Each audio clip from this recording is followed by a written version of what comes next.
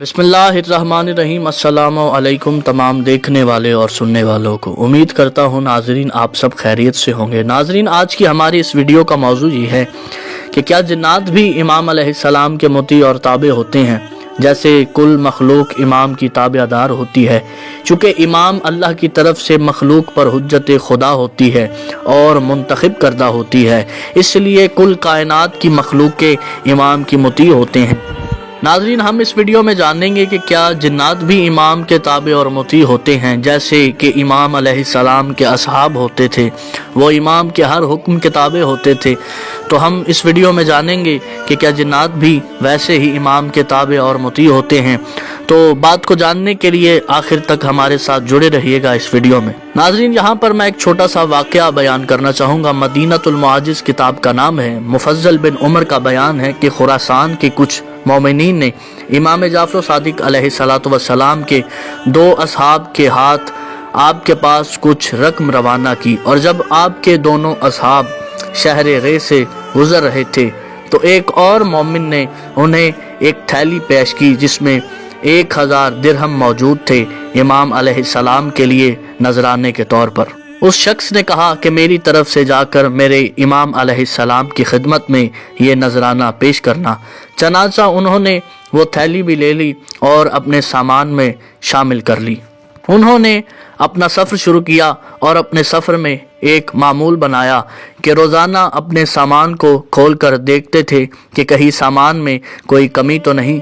जब वो मदीने के करीब पहुँचे तो उन्होंने अज राहे एहतियात फिर सामान को खोल कर देखा कि कहीं सामान में कोई कमी तो नहीं या कोई चीज़ कम तो नहीं। उन्हें ये देखकर बहुत हैरत हुई कि बाकी सामान तो वैसे का वैसा ही मौजूद है, लेकिन वो थैली गायब थी जो उन्हें वो रे वाले मोमिन ने दी थी। ये देखकर उन्होंने एक दूसरे से कहा कि बहुत ताज्जुब की बात है कि सारे रास्ते ये थैली हमारे साथ हमरा थी, लेकिन अचानक कहाँ गायब हो गई।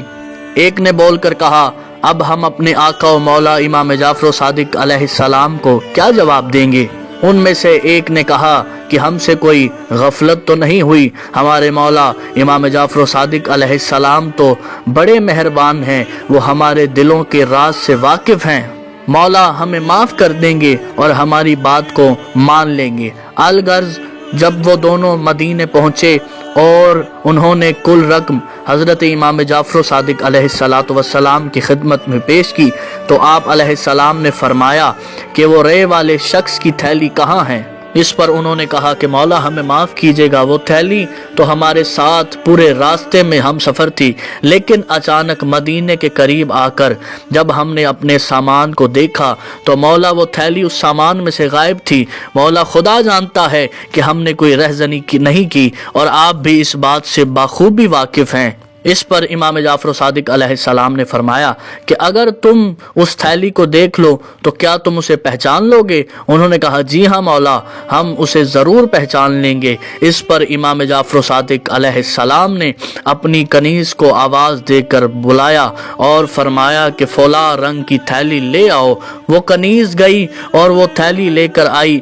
आप अलैहिस्सलाम ने उन्हें वो थैली दिखाई और फरमाया, इसे पहचानो। हज़रत के असहाब ने जैसे ही वो थैली को देखा तो सख्त मुताज्जिब हुए और कहा, मौला यही तो वो गुमशुदा थैली है जो हमारे सामान में से गायब हो गई थी अचानक। इस पर इमाम अलैहिस्सलाम ने फरमाया कि तुम अभी मदीने से दूर थे और मुझे रकम की ज़रूरत महसूस हुई तो मैंने एक जिन को हुक्म दिया कि मेरा माल आ रहा है, तुम जाओ और उस माल में से एक थैली निकाल कर मेरे पास ले आओ। चनाचा वो जिन गया और तुम्हारे सामान में से थैली निकाल कर मेरी खिदमत में ले आया। नाजरीन ये बात किताब बसाइरुल दरजातुल कुबरा और अयूनुल मौजज़ात में भी मौजूद है। नाजरीन इस वाक़े से हमें ये पता चल गया कि कायनात की हर मखलूक इमाम अलैहिस्सलाम के ताबे और मुती होती है और इमाम के हुक्म को मानती है, क्योंकि इमाम अल्लाह की तरफ से मुंतखब शुदा होता है। तो नाजरीन आज की हमारी ये गुफ्तगू यहीं पर तमाम होती है।